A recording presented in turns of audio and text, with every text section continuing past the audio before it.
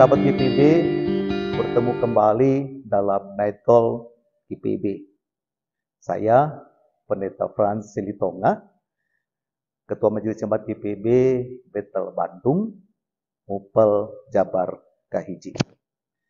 Sebelum kita membaca dan merenungkan firman Tuhan dalam Night Call ini, mari kita memohon bimbingan Roh Kudus. Kita berdoa. Bernafaslah dalam diri kami, ya Roh Kudus, agar kami memikirkan apa yang kudus. Gerakkanlah kami, ya Roh Kudus, agar kami mengerjakan apa yang kudus. Bujuklah kami, ya Roh Kudus, agar kami mencintai apa yang kudus. Kuatkanlah kami, ya Roh Kudus, agar kami menjaga apa yang kudus. Jagailah kami, ya Roh Kudus, agar kami tak pernah kehilangan apa yang kudus. Amin. Pembacaan firman Tuhan didasarkan pada Kisah Para Rasul pada pasal yang keempat, ayat yang ke-34 hingga 37, yang menyatakan, sebab tidak ada seorang pun yang berkekurangan di antara mereka, karena semua orang yang mempunyai tanah atau rumah menjual kepunyaannya itu, dan hasil penjualan itu mereka bawa, dan mereka letakkan di depan kaki rasul-rasul, lalu dibagi-bagikan kepada setiap orang sesuai dengan keperluannya. Demikian pula dengan Yusuf, yang oleh rasul-rasul disebut Barnabas, artinya anak penghiburan, seorang Lewi dari Siprus. Ia menjual ladang miliknya, lalu membawa uangnya itu dan meletakkannya di depan kaki rasul-rasul. Demikian pembacaan firman Tuhan. Sahabat GPB, izinkan saya membuka Night Call dengan salam bumi Siliwangi. Sampurasun, dituntun ku santun, dipiara ku rasa, dilatih ku perih, diasuh ku lungguh, diasah ku kanyaah, disipuh ku karipuh.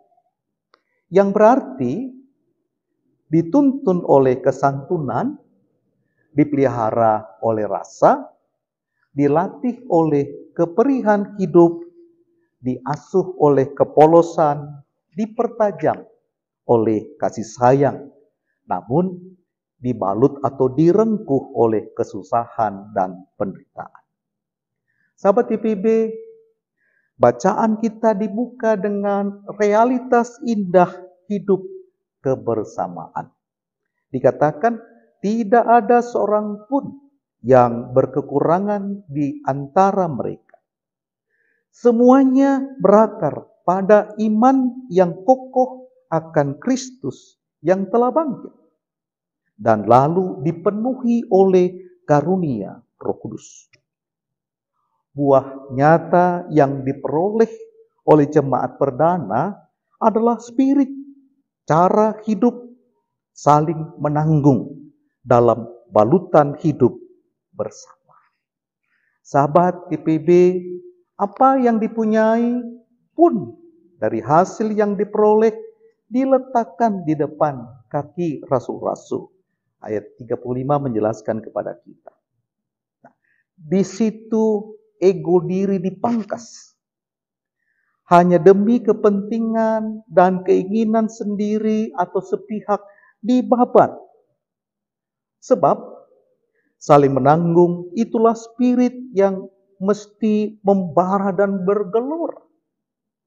Bagaimanapun, saling menanggung satu sama lain tentu tak hanya dalam hal fisik material semata. Tentu dikatakan tidaklah banyak kekurangan, keterbatasan, kelemahan, ketidakhebatan yang tentu menuntut pengorbanan, perjuangan bersama, kesabaran juga, dan terutama daya penuh harapan dan saling mendoakan. Dalam alam dunia dan terutama aura rasa dan batin penuh persaingan, siapapun bisa terjebak dalam geliat hanya menggaransi hidup sendiri.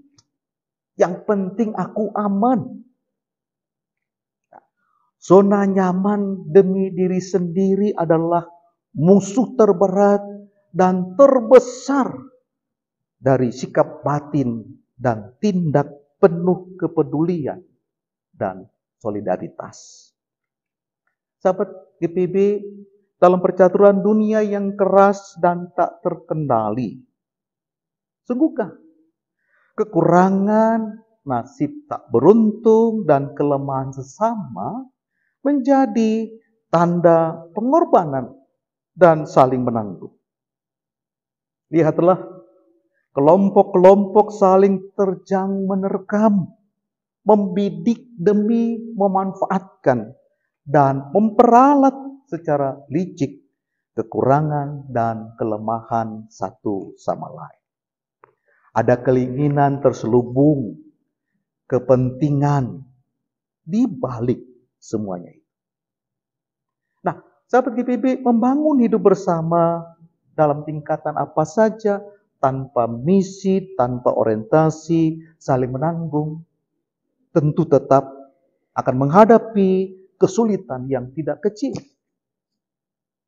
Sahabat GPB, kita sering mendengar celoteh urang Bandung. Tong sok riweuh mikirin hirup. Batur da batur ge teu riweuh mikirin hirup maneh. Yang mau dikatakan, tidak usah repot memikirkan hidup orang lain. Orang lain saja nggak mikirin hidup kamu. Bandingkan. Ciri khas jemaat perdana selain memberitakan Injil, memiliki persekutuan yang intim dan indah. Itulah yang diperlihatkan dalam perikop yang kita renungkan pada night call ini. Jemaat yang telah diselamatkan oleh Kristus menunjukkan sifat Kristus mulai terbentuk dalam hidup bergereja. Saling melayani, saling memberi adalah wujud yang terlihat dalam gereja perdana. Yang pertama dikatakan sikap hati yang benar. Kalau kita membaca ayat yang ke-32. Kebersamaan sejati tidak mungkin sekadar ikut-ikutan. Semua mulai dari dalam. Berbagi harta dimulai dari hati dan jiwa. Ayat 32 katakan sehati dan sejiwa. Ini merupakan ungkapan yang merujuk pada persahabatan yang nyata. Jika seseorang memandang persahabatan berharga, dia pasti merelakan hartanya bagi sahabat-sahabatnya. Dengan kata lain, hati yang baik pasti tidak menjadikan harta segala-galanya. Mereka yang sulit berbagi harta, berarti hatinya sudah terbagi untuk harta. Yang kedua dikatakan anugerah di dalam Injil. Di ayat sebelum bacaan kita pada ayat 33. Kebangkitan Kristus adalah peristiwa yang sangat besar, sehingga sangat wajar jika pemberitaannya pun disertai dengan kuasa yang besar. Pada akhirnya, berita itu mengalirkan kasih karunia yang besar. Kasih karunia dalam Injil akan menggerakkan orang percaya untuk membagikan akan harta mereka. Sebagaimana Allah rela datang dan menolong kita dalam kemiskinan rohani kita. Kita pun mestinya rela menolong orang lain yang miskin, baik secara jasmani maupun juga rohani. Sahabat GPB, hanya mereka yang menyadari dan mengalami kasih karunia Allah yang melimpah, yang akan dengan mudah menolong mereka yang sedang dalam kesusahan. Yang ketiga, kepemimpinan yang jelas dikatakan dalam ayat 34 dan 35. Untuk apa? Hasil penjualan diletakkan di depan kaki para rasul. Ya, khususnya ayat 35 dan 37. Hal tersebut jelas bukan tanpa alasan. Hal ini menunjukkan betapa pentingnya para pemimpin yang mengelola pemberian tersebut. Petrus menguji ketulusan dan kejujuran. Kalau kita lihat dalam pasal 5, yaitu Ananias dan Safira. Sayangnya, mereka gagal menunjukkan dua hal itu. Sahabat GPB, pemimpin yang baik memastikan pemberian yang disampaikan pasti akan dibagikan dengan cara yang baik. Singkatnya, warga jemaat tidak hanya asal memberi. Kepada siapa pemberian itu dipercayakan juga sangatlah penting. Dan yang keempat dikatakan ada keteladanan. Ayat 36 dan 37 menyatakan kepada kita. Penyebutan nama Barnabas merupakan sebuah strategi untuk memperkenalkan figur Barnabas yang nanti akan muncul. Ya, kira-kira di dalam kitab ini sekitar 30 kali. Di samping itu Barnabas juga ditampilkan sebagai salah satu contoh positif dalam hal memberi. Dia tidak seperti Ananias dan Safira. Itulah sebabnya para rasul memberi julukan anak penghiburan kepadanya. Dia selalu ada ketika orang lain membutuhkan. Sahabat GPB, kehadiran orang-orang seperti ini bukan hanya akan memberikan dorongan, tetapi arahan yang benar. Bukan hanya menggerakkan, tapi sekaligus mengarahkan. Sahabat GPB, sudahkah kita menyadari bahwa kekayaan adalah kasih karunia?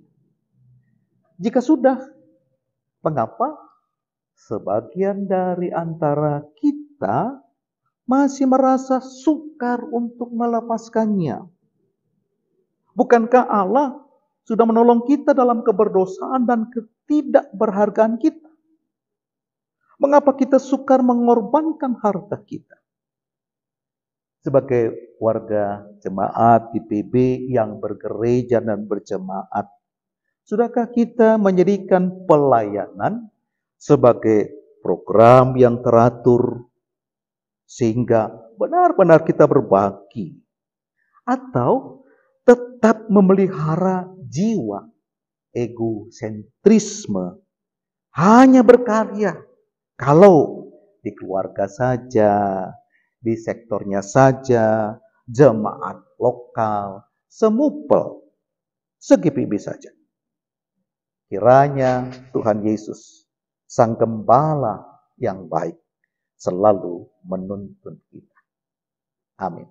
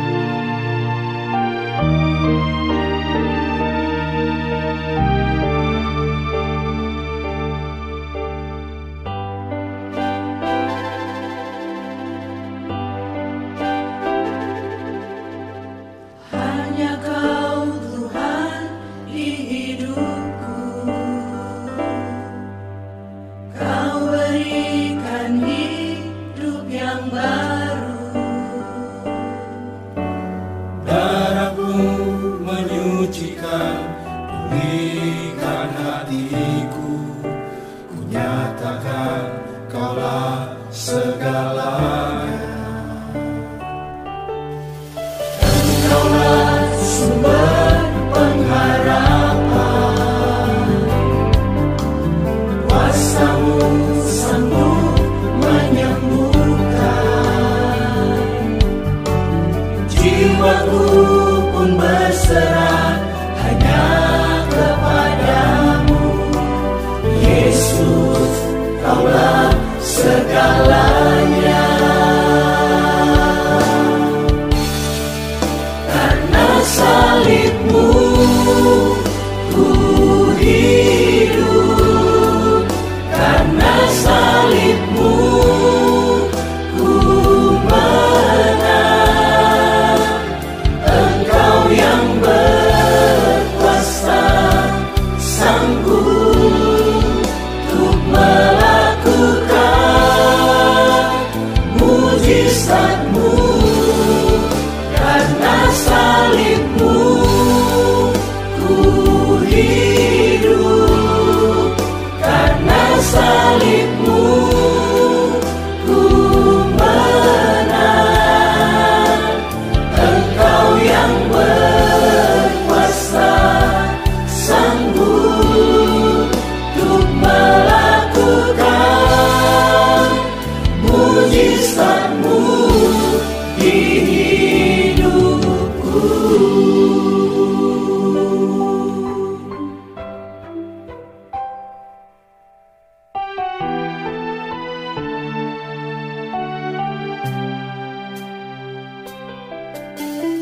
Engkaulah sumber pengharapan, kuasa-Mu sanggup menyembuhkan. Jiwaku pun berserah hanya kepadamu, Yesus, Kaulah segalanya.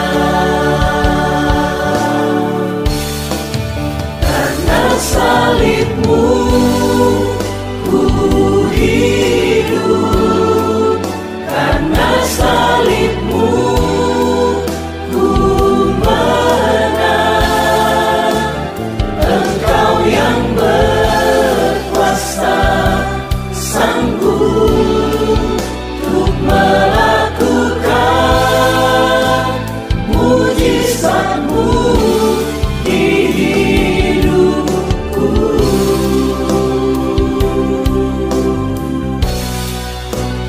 Di hidupku.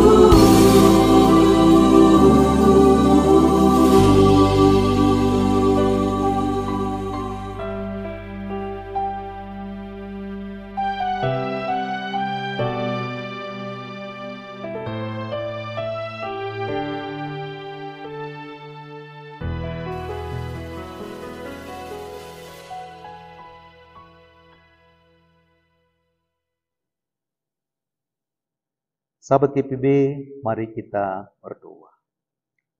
Tuhan, kami bersyukur kepadamu karena Engkau telah bertemu kami di Night Call malam ini, dan untuk firman-Mu yang telah kami dengar. Kiranya setiap jiwa pada malam ini telah tersentuh melalui doa, nyanyian, serta renungan. Dan kiranya masing-masing mengingat sabda-Mu. Kami berdoa agar mereka yang mencari kebenaran menerimanya, dan mereka yang membutuhkan sentuhan khusus diberikan sentuhan itu. Berkati kami masing-masing, dan jagailah kami tetap damai, sampai kami bisa mewujud nyatakan kebenaran firman-Mu. Amin. Sahabat GPB, demikian Night Call kita malam ini. Salam dalam kasih Tuhan Yesus. Hatur nuhun pisan.